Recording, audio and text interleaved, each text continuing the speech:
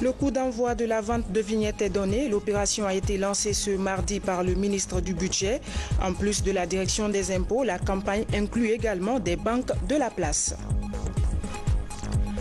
Un grand remaniement est intervenu hier au sein du ministère de la Justice. Il a touché tous les services des justices de paix aux tribunaux de première instance, en passant par les cours d'appel et la Cour suprême. En Côte d'Ivoire, le président Alassane Ouattara a annoncé hier lundi l'amnistie de 800 personnes condamnées après la crise post-électorale de 2010. Parmi les graciés, Simone Gbagbo, l'épouse de l'ancien chef de l'État.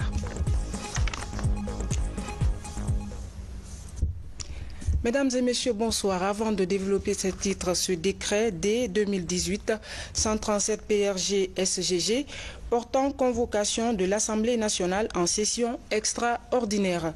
Le président de la République décrète, article 1er. L'Assemblée nationale est convoquée en session extraordinaire le lundi 13 août 2018 à 10 h. Article 2, l'ordre du jour de la session est le suivant. Projet de loi de finances rectificative exercice 2018.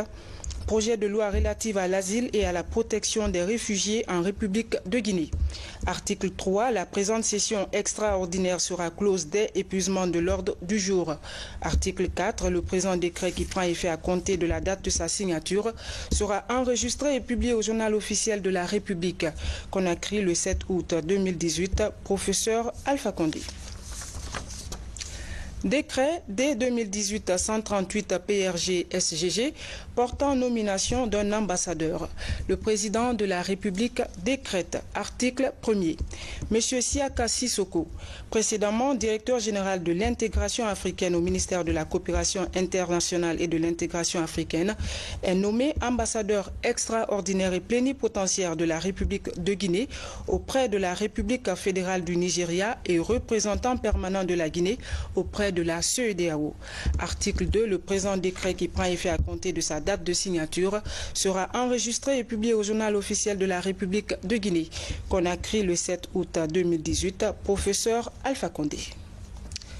Ce matin, à la primature, le Premier ministre, chef du gouvernement, a longuement échangé avec les représentants du secteur privé guinéen. Dans un échange direct, Kassori Fofana a rassuré le patronat de la volonté du gouvernement à le soutenir pour accélérer la création de richesses dans notre pays. Compte rendu Adi Kamara. C'est une première prise de contact. Elle est initiée par le secteur privé guinéen. Les débats ont porté essentiellement sur les difficultés auxquelles sont confrontés les opérateurs économiques guinéens et leur engagement à accompagner le gouvernement dans son programme de réforme et de bâtir une nation unie et prospère. Pour ce qui est des perspectives, ce qui est des possibilités de discuter des pistes de solutions, et nous avons été éclairés par le Premier ministre. Nous avons pris l'engagement de l'accompagner et le Premier ministre nous a donné des conseils de ce que le secteur privé doit comme rôle à jouer. Et ce rôle ne peut être joué que quand nous sommes unis. Et donc le Premier ministre a recommandé à ce que le secteur privé s'organise. Nous avons promis dans les mois à venir mettre cette organisation en place de manière à ce que le secteur privé soit tenu par un fil conducteur. Partout dans le monde, le secteur privé est uni et le secteur privé sert d'éclaireur parce que c'est encore nous qui sommes créateurs d'emplois, créateurs de richesses. Pour booster la croissance dans le pays, le secteur privé joue un rôle prépondérant. Pour ce faire, le Premier ministre Dr Ibrahima Kassori Fofana a insisté sur un certain nombre de facteurs devant faciliter la mise en place des instruments régulateurs. Cela en vue de protéger les consommateurs, les agents économiques et les acteurs du secteur privé guinéen. Cette rencontre s'inscrit dans le cadre des consultations que nous avons entreprises depuis la mise en place du nouveau gouvernement avec tous les partenaires à la gestion de l'économie guinéenne. Entre autres, le patronat est l'un des premiers partenaires. Alors le message est de dire, le président de la République nous charge d'aller avec eux, de supporter le secteur privé guinéen de mettre l'accent sur la composante guinéenne du développement pour que nous puissions, notre secteur privé puisse supporter le développement du pays, parce que c'est cela la croissance inclusive. Le message est de leur dire, nous sommes disposés à cela, mais organisez-vous. Jusqu'à date, on n'a pas de chambre consulaire du nom. Jusqu'à date, nous avons un patronat dispersé, diversifié. Ça ne facilite pas la concertation pour qu'ensemble, gouvernement et secteur privé puissent conjuguer les efforts pour nettoyer le climat des affaires, arriver à construire les choses ensemble. C'est une nouvelle dynamique pleine d'espoir entre le secteur privé et l'État. En tout cas, le gouvernement Kassory est déterminé à améliorer davantage le climat des affaires en Guinée afin de réaliser des infrastructures économiques, assainir le cadre macroéconomique et favoriser la création d'emplois dans le pays. Et puis, le coup d'envoi de la campagne de vente de vignettes est donné. L'opération a été lancée ce mardi sur toute l'étendue du territoire national par le ministre du Budget. En plus de la Direction nationale des impôts et du CADAC, la campagne inclut également des banques de la place. Mamadi Gassama. C'est la principale innovation de cette campagne de collecte de taxes sur les véhicules. Avec le retard accusé dans le lancement de l'opération, le ministre du Budget sollicite le concours des banques du pays. Une occasion pour celles-ci de contribuer au respect de la citoyenneté fiscale. Au niveau de la BICIC, nous avons pris toutes les dispositions utiles pour que l'opération puisse effectivement démarrer aujourd'hui sur l'ensemble du réseau à Conakry, où toutes les agences sont déjà opérationnelles. Vous pouvez le vérifier dans toutes les agences BICIC. Aujourd'hui, vous pouvez partir acheter les vignettes. Pour l'intérieur du pays, toutes les dispositions également sont prises pour l'acheminement très rapide, dans un délai extrêmement rapide des vignettes dans l'ensemble du réseau BICIC.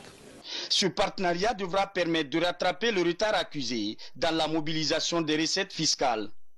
Les propriétaires de véhicules sont invités à se mettre en règle dans le délai requis. En lançant la campagne ce mardi, le ministre du Budget s'est fixé des objectifs précis et compte sur le civisme fiscal des Guinéens. Il s'agit pour nous de collecter des recettes, les sécuriser. Je voudrais préciser ici que la vente des vignettes est systématiquement dématérialisée. Cela veut dire quoi? Aucun agent des impôts ne doit vendre les vignettes physiquement. Toutes les ventes doivent avoir lieu au niveau des agences des banques ainsi qu'à travers Orange Money. En plus des banques partenaires, plusieurs autres guichets existent, notamment au CADAC, dans les kiosques Orange Money ou encore ici, à la Direction nationale des impôts. Pour l'exercice 2018, plus de 100 000 milliards de nos francs sont attendus au terme de cette campagne. Audience à la CENI, le président de l'institution a reçu une équipe d'experts internationaux. Ceux-ci sont à Conakry dans le cadre de l'audit du fichier électoral. Les travaux doivent durer 25 jours. Compte rendu Makemedonzo. Les travaux sur l'audit du fichier électoral biométrique ont débuté. L'activité est menée par 7 experts internationaux recrutés par le PNUD, l'OIF et l'Union européenne. Ces yeux neutres ont la charge de détecter toutes les imperfections de ce fichier électoral. Ils ont aussi la tâche de faire des propositions concrètes aux acteurs politiques. Il s'agit pour nous aujourd'hui de savoir exactement qu'est-ce qu'il y a dans notre fichier électoral, quelles sont les imperfections, qu'est-ce qui peut être amélioré et qu'est-ce qu'il faut enlever dans ce fichier électoral-là pour qu'il soit le plus performant possible. Donc l'exercice va consister à mettre face à face les experts internationaux qui sont venus et notre base de données. Ils vont travailler, ils vont lancer des requêtes pour voir est-ce que le standard international en matière de gestion des fichiers est respecté, est-ce que l'environnement est propice pour le développement de ce fichier-là, et comment est-ce qu'il faut procéder dans les années à venir pour l'amélioration du fichier. Voilà essentiellement ce à quoi cela va consister.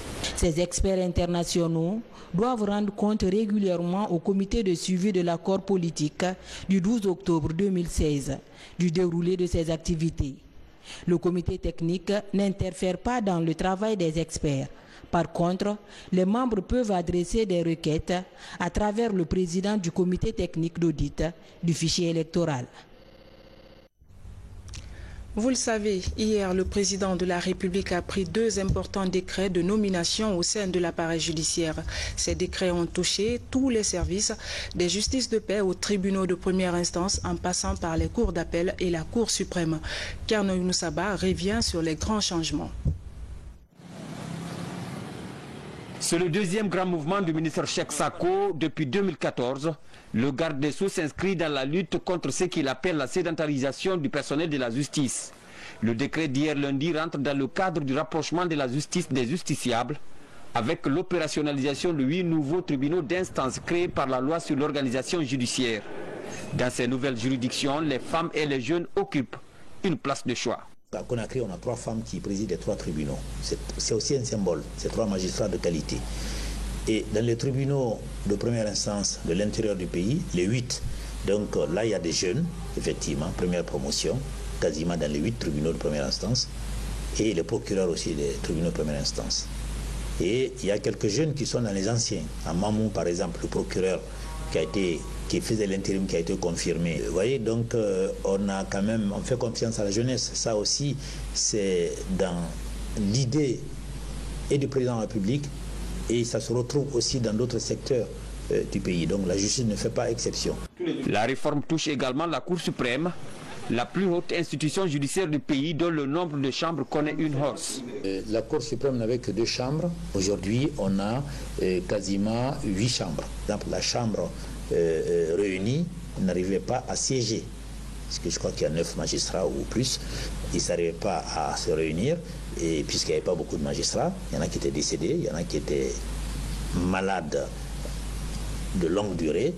Et là, on a pallié à ça, pour envoyer une quinzaine de magistrats à la Cour suprême pour permettre dès septembre, la Cour sera fonctionnelle, les affaires qui sont stagnantes vont être jugées. Après ces innovations, les attentes du ministre Sako sont nombreuses, dont la lutte contre l'impunité. Quasiment tout le monde a été changé. Et ça, il fallait donner un signal fort à la population, montrer à la population que les magistrats, c'est également des citoyens, ils sont là au service de la population, mais pour appliquer la loi, pour veiller aussi à la quiétude. Veiller à la quiétude, ça veut dire aux citoyens, tout le monde doit respecter la loi, donc si vous ne respectez pas, c'est la loi qui viendra à vous, s'imposer à vous. C'est après avis conforme des membres du Conseil supérieur de la magistrature que le président de la République a pris le décret nommant les magistrats du pays. Des réformes également au ministère de la Sécurité. Elles concernent dans un premier temps la circulation routière. Au cours d'un entretien avec ses collaborateurs, le ministre a rappelé les obligations du département dans le cadre du respect de la lettre de mission qu'il a reçue. Le point avec Alpha Isiagaba, Mohamed de Camara. La présence des forces de sécurité est discrète dans des endroits stratégiques de la capitale, notamment les ronds-points et les grands carrefours. Depuis près d'1 mois, elle veille à la sécurité permanente des citoyens en cette période de forte pluie. Ces dispositifs sécuritaires fonctionnent à la satisfaction des autorités. Nous sommes sortis pour non seulement exprimer notre satisfaction aux hommes qui sont sur le terrain dans les différents points d'appui très avancés et stratégiques qu'ils occupent et leur dire que nous sommes déterminés à poursuivre cette action tant que la nécessité s'imposera. Et d'ailleurs, comme aiment le dire beaucoup de personnes, ce sera un dispositif permanent, illimité. Depuis sa prise de fonction, le ministre Alpha Ibrahim Keïta annonce de nouvelles réformes pour renforcer les capacités d'intervention des unités. Les compagnies mobiles d'intervention et de sécurité, les commissariats centraux et plusieurs autres services de sécurité sont encouragés à redoubler d'efforts.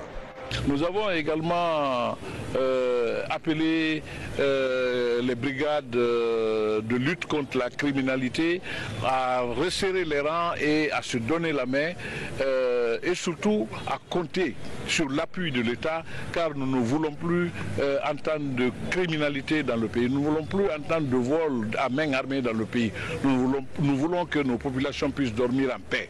Et je crois déjà que les résultats que nous avons obtenus sont encourageants et les félicitations nous parviennent un peu partout dans le pays, que le dispositif mis en place est rassurant et que ça porte les résultats escomptés. Alors il fallait sortir pour encourager les hommes. Mieux équiper les services de sécurité et mettre fin à l'anarchie dans la circulation routière, aux enlèvements, sont des défis pour le nouveau ministre de la Sécurité et de la Protection civile. À Mamou, c'est parti pour la revue semestrielle du système des Nations Unies. Cette rencontre permet d'évaluer les rapports d'activité de l'institution dans la région. Certaines actions n'ont pas pu être réalisées. Les participants essayent de comprendre les raisons des dysfonctionnements. Mamadou Paté Baldé. Le plan cadre d'assistance au développement 2018-2022 du système des Nations Unies en faveur de la région de Mamou est l'une des priorités de l'Agence des Nations Unies pour le développement. Depuis son implantation dans cette localité, plusieurs actions sont réalisées sur le terrain, notamment la promotion de la bonne gouvernance, la transformation économique et gestion durable et le développement inclusif du capital humain. L'heure est donc à la capitalisation des acquis, l'identification des contraintes et la proposition des solutions. Nous sommes dans un nouveau cycle de planification de notre programme de UNDAF du 2018 jusqu'à 2022.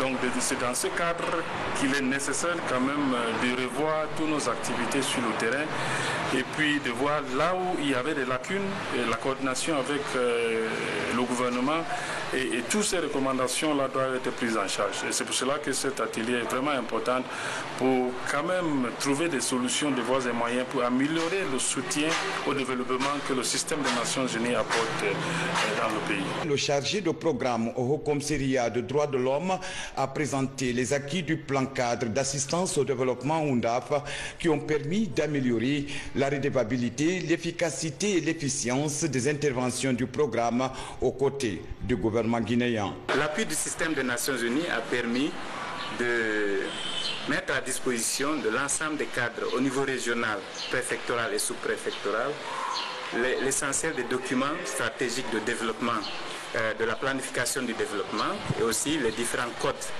dans le domaine de la justice, notamment le nouveau code pénal, le code de procédure pénale, le code de l'enfant. Et aussi de démarrer certaines activités dans le domaine de la réintégration des migrants retournés, et également de renforcer les capacités de la CENI ou des démembrements de la CENI, donc les CEPI, et de certaines organisations de la société civile dans le domaine du monitoring des violations des droits de l'homme.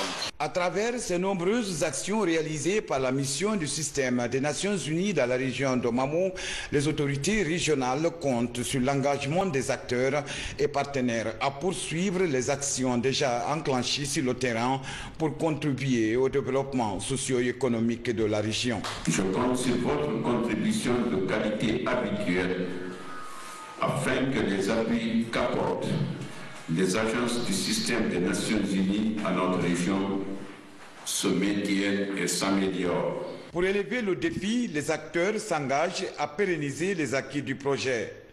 Dans le but d'impulser un véritable développement à la base, le système des Nations Unies promet de renforcer son partenariat avec le gouvernement guinéen. Environnement, 30 hectares de forêts communautaires seront reboisés à Boufa. C'est à l'occasion de la célébration du mois de la forêt en Guinée. L'action sera pilotée par l'association des femmes de Nzérekoré, Yomo et Lula. Pour cette ONG féminine de la région forestière, c'est un moyen de freiner l'avancée du désert et les changements climatiques. Reportage Nabi Kamara. Le reboisement continue à l'intérieur du pays. Une occasion pour l'association des femmes de Nzérekoré, Yomo et Lula de s'impliquer dans cette campagne pour apporter leur contribution à la protection de l'environnement. Pour cela, cette ONG a choisi 3 CRD de Bofa dans la région administrative de Boké pour créer 20 hectares de forêts communautaires et 10 hectares d'Anakart. Il s'agit de Douprou, Tunifili et Kolia. Je suis aujourd'hui dans Tunifili et plus précisément dans le district de Fonfon pour lancer les activités de reboisement qui concernent 2 espèces très importantes. Une espèce forestière qui est le mélina, une espèce d'arbre fruitier qui est l'anacarde. Et je pense que ce choix a été fait par les communautés elles-mêmes pour la création des forêts communautaires. Actuellement, le volet que nous réalisons sur le terrain est l'assainissement total piloté par les communautés face au changement climatique. Le reboisement contribue grandement à freiner l'avancée du désert au changement climatique et à la pauvreté. C'est en cela que les populations sont interpellées quant à la protection de ces plants mis en terre par l'AFENIL. Il ne s'agit pas de faire un reboisement pour le reboisement.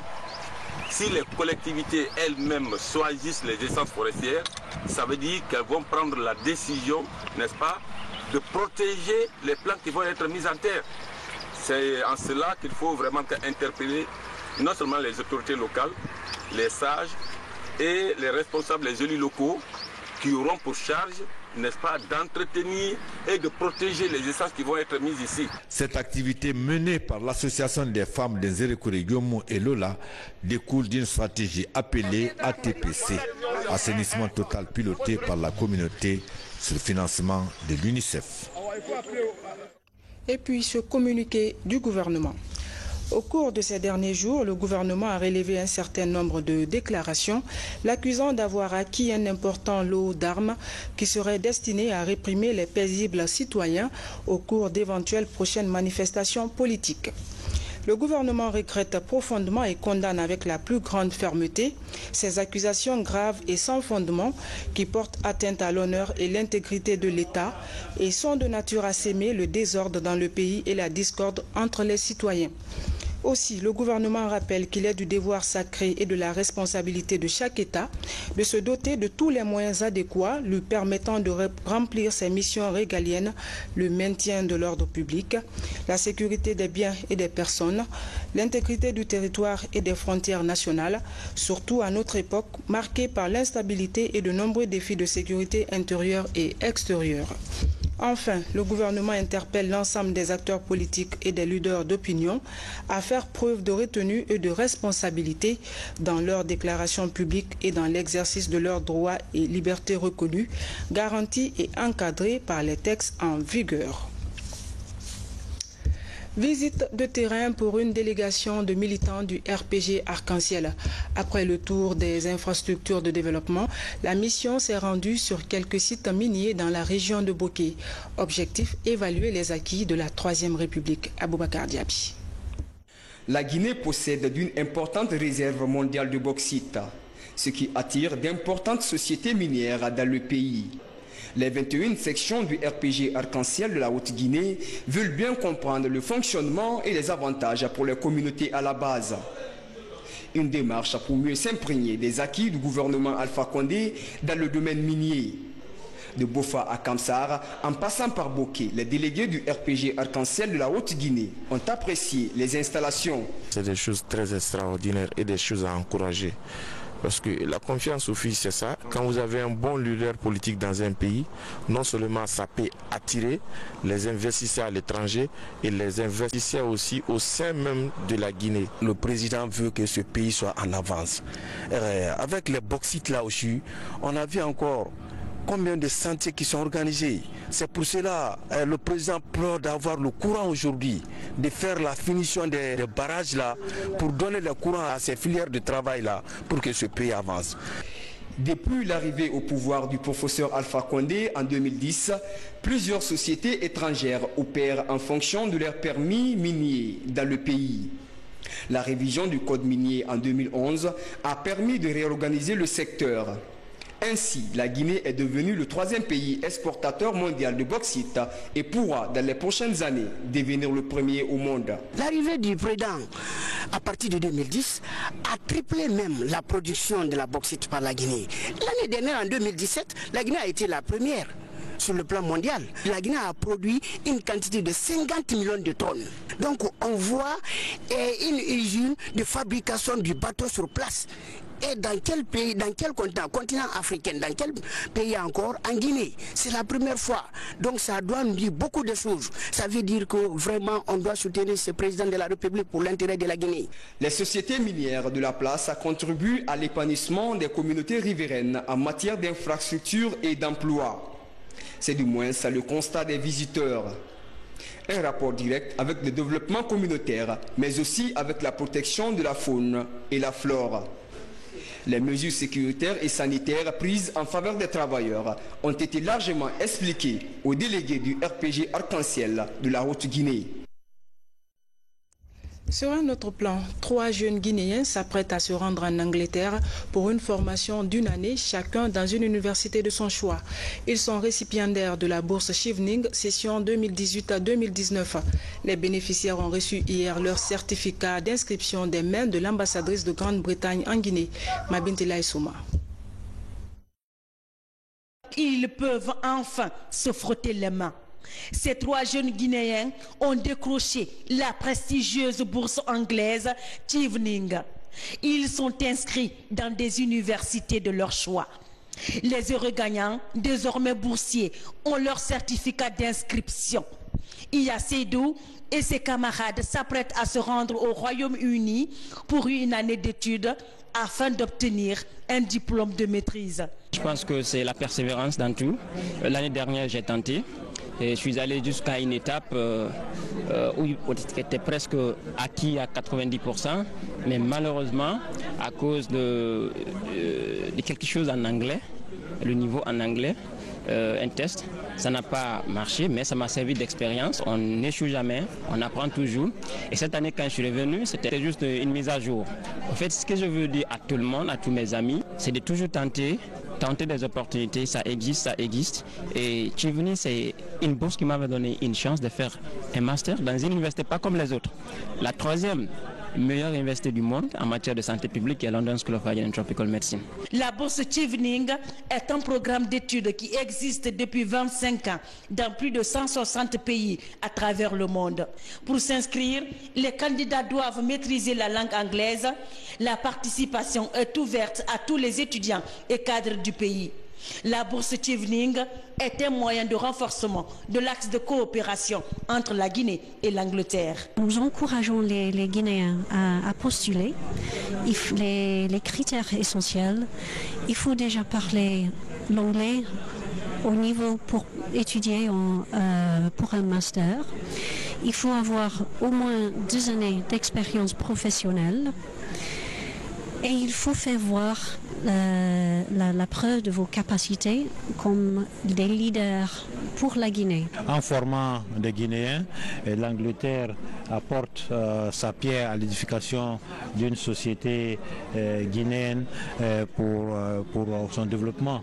Et nous en sommes très reconnaissants et nous espérons aussi que le nombre de bourses sera augmenté et que la Guinée, notre pays, y mettra du sien pour encourager le plus grand nombre d'étudiants guinéens à aller étudier dans ce pays.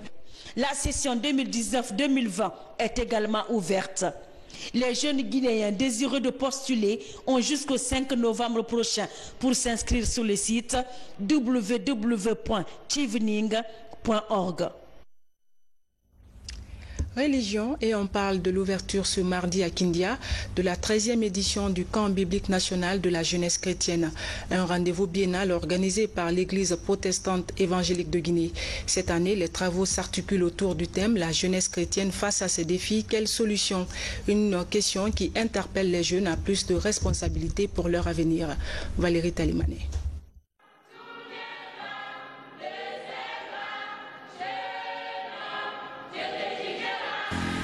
5 mois avant la célébration de son centenaire d'implantation en terre guinéenne, l'église protestante évangélique de Guinée réunit sa jeunesse à Kindia. La rencontre s'appelle le camp national des jeunes. Elle consiste à créer plus d'espaces d'échange entre jeunes et leaders de cette église. Le centenaire a des préalables. Le centenaire a des composantes. Et ce camp biblique se situe dans cette lancée. C'est en fait un signe précurseur de ce que nous voulons que le centenaire soit. Soit centenaire, parce que là on va parler du passé, on va parler du présent, mais également avec cette jeunesse, on va parler du futur. Et c'est en cela que nous voyons dans ce 13e camp biblique national de la jeunesse un signe précurseur de ce que l'Église va être demain et que nous allons annoncer les couleurs pendant le centenaire. Pour cette 13e édition, un accent particulier est mis sur l'avenir de la jeunesse chrétienne à la veille du centenaire. Une jeunesse en perpétuelle quête de repères dans un pays en voie de développement. Nous sommes dans un monde qui va à la dérive. Le monde ne sait même pas que faire, a perdu ses repères. Mais nous, chrétiens évangéliques, qu'est-ce que nous devons faire pour donner justement de l'espoir à cette jeunesse qui est en face des difficultés, des vicissitudes de cette vie qui va à la dérive? Il n'y a qu'une seule solution. Une seule et unique solution, c'est Jésus-Christ. Aujourd'hui confrontée à la mondialisation, la jeunesse guinéenne est en manque de repères pour son épanouissement. Ces journées de partage d'expériences à Kindia devraient ainsi servir de levain aux participants pour une auto-évaluation. S'il y a un conseil à donner, d'abord, c'est de se former, de mieux s'informer, de sortir des chemins battus que les devanciers que nous sommes avons construits pour notre propre intérêt. La jeunesse n'y trouve pas son intérêt.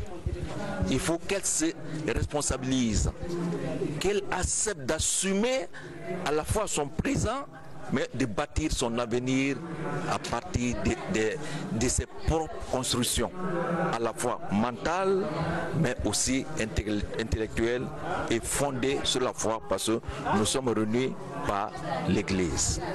Au moment où les jeunes sont partagés entre la foi chrétienne et la mondialisation, ce camp national tente de devenir un vecteur de rapprochement des jeunes de l'Évangile.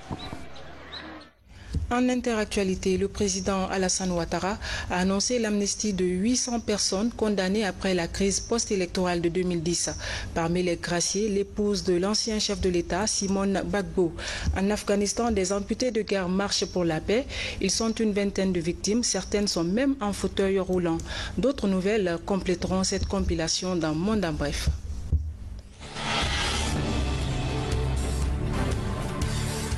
Côte d'Ivoire, le président Alassane Ouattara a annoncé hier lundi l'amnistie de 800 personnes condamnées après la crise post-électorale de 2010. Parmi les graciés, Simone Gbagbo, l'épouse de l'ancien chef de l'État, Laurent Gbagbo. En prison depuis avril 2011, Simone Gbagbo était condamnée à 20 ans de réclusion pour atteinte à la sûreté de l'État. Elle est amnistiée à la veille de la fête de l'indépendance ivoirienne. En Afghanistan, les amputés de guerre marchent pour la paix. Ils sont une vingtaine de victimes, certaines en fauteuil roulant et d'autres équipées de béquilles, à se lancer mardi dans une longue et difficile marche pour exiger la fin du conflit qui les a rendus infirmes.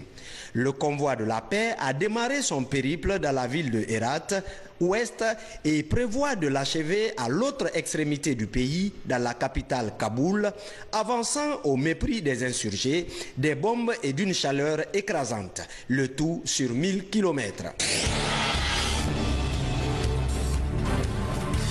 Une mère allemande a été condamnée à 12 ans et demi de prison pour avoir abusé de son fils et l'avoir prostitué sur Internet avec son conjoint, un pédophile récidiviste lui aussi condamné. C'est une dénonciation anonyme à l'automne 2017 qui avait fait éclater l'affaire.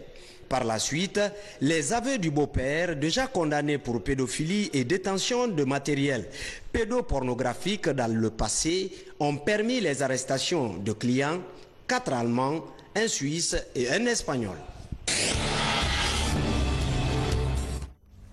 Voilà, mesdames et messieurs, c'est la fin de ce journal. Merci à vous tous de nous avoir reçus chez vous.